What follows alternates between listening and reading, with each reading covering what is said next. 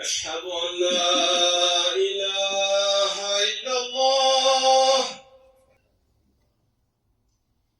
أشهد أن لا إله إلا الله.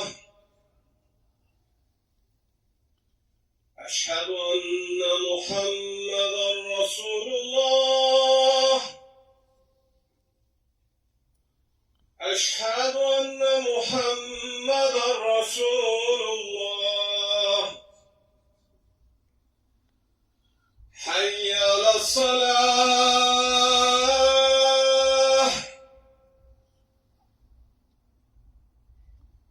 حي على الصلاة.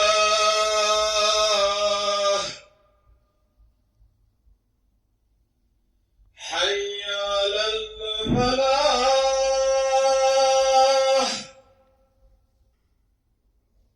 حي على الفلاح. الله أكبر الله أكبر.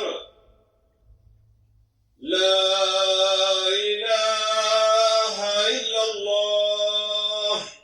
أشهد أن لا إله إلا الله وحده لا شريك له، ونشهد أن محمدا عبده ورسوله، وصلوات الله وسلامه على رسوله محمد وعلى آله وأصحابه الطيبين الطاهرين وعلى أتباعهم التابعين ومن تبعهم بإحسان إلى يوم الدين.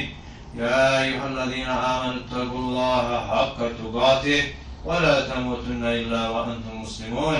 يا أيها الناس اتقوا ربكم الذي خلقكم من نفس واحدة وخلق منها زوجها وبث منهما رجالا كثيرا ونساء.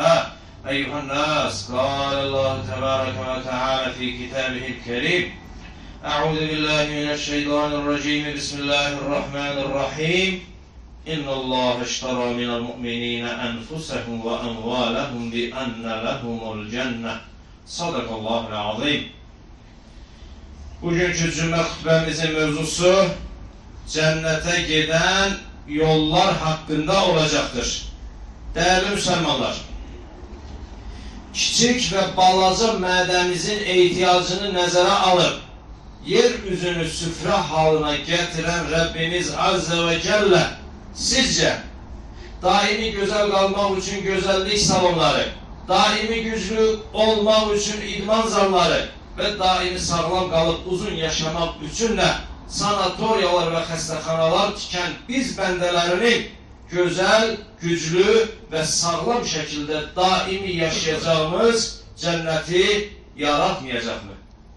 Sizce büyük yıldızları küçük zerreler kadar asan idare edene, bir baharı bir çiçek kadar asan yaradana, bütün sesleri birden eşidene ve bütün ihtiyaçları birden temin edene cenneti yaratmak çetin olar mı?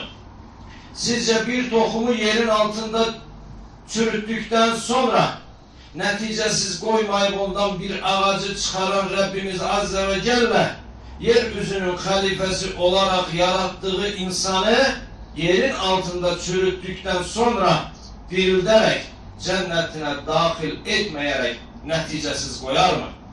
Sizce Rabbimiz Azze ve Celle cennetin hak olduğunu haber veren 124 bin peygamber, milyonlarla alim, abid, arif ve zahid bendelerini cenneti yaratmamakla yalancı çıkarlar mı? Muhterem Müslümanlar, bizden haralı olduğumuzu soruştukta babalarımızın ilk defa yaşadıkları yurdu qəsd ederek Gəncəli, Bakılı veya Şəkili olduğumuzu deyirik. Bəs bütün insanların babası ve ilk insan olan Adem Aleyhisselam'ın ilk yurdunun cennet olduğunu hiç düşündük mü? Yani bizim hakiki yurdumuzun dünya yok, cennet olduğunu düşündük mü? Yunus suresinin 25. ayetinde Allah sizi salamatlık yurdu olan cennete davet edir buyurulur. Sizce bu ayette Rabbimiz Azze ve Celle bizi babamız Adem'in ilk yurdu olan cennete davet etmir mi? Aziz Müslümanlar, Müslim'de gelen hadiste özünde bizim için güzel numuneler olan Peygamberimiz Aleyhisselatü Vesselam böyle buyurur. Kim Rabb olarak Allah'tan, din olarak İslam'dan ve peygamber olarak da Muhammed'den aleyhissalatü vesselam'dan razı olarsa ona cennet vacip olar. Demek ki bizi cennete aparan ilk yol bizim iman etmemizdir.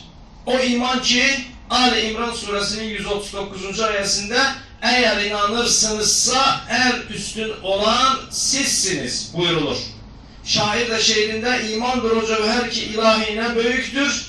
İmansız olan paslı yürek sinede yüktür diyerek kalbinde iman olmayanın sinesinde paslı yük taşıdığını ifade eder.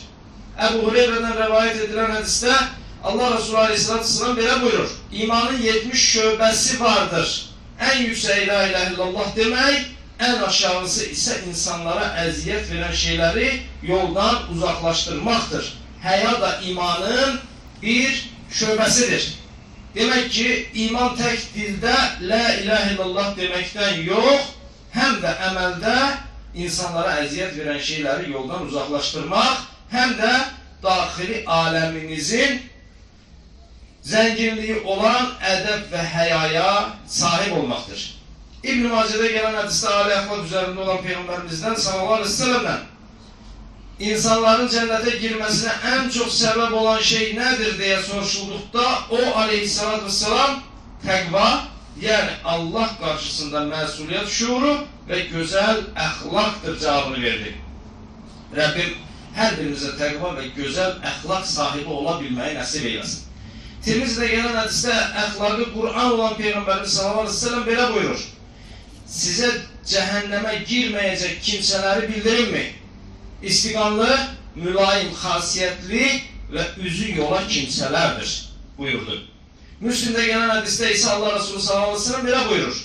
İman etmedikçe cennete girebilmezsiniz, birbirinizi sevmedikçe de iman etmiş olmazsınız. Size ettiğiniz takdirde aranızda sevgi yaratacak bir şey değil mi? Aranızda salamı yayın.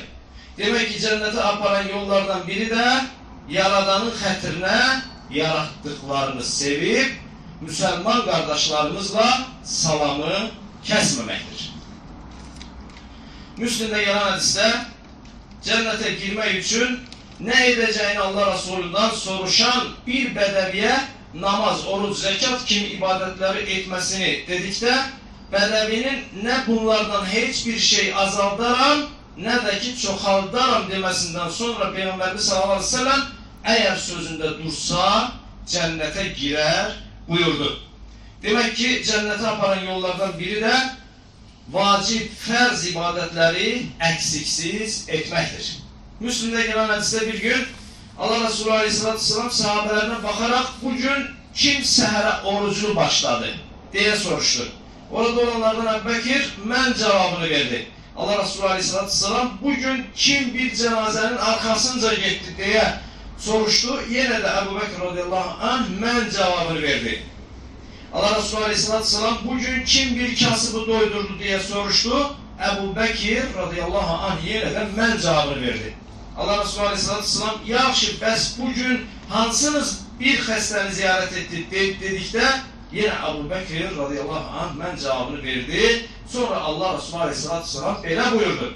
Bu xislətlər, bu xasiyyətlər, bu işlər, bu əməllər kimdə olarsa o mütləq cənnətə girər. Demək ki, dəyərli qardaşlar, nafilə orucu tutmaq, cənazə dəfnində iştirak etmək, bir kasıbı doyurmaq və bir xəstəni ziyarət etmək də bizi cənnətə aparacaq əməllərdəndir.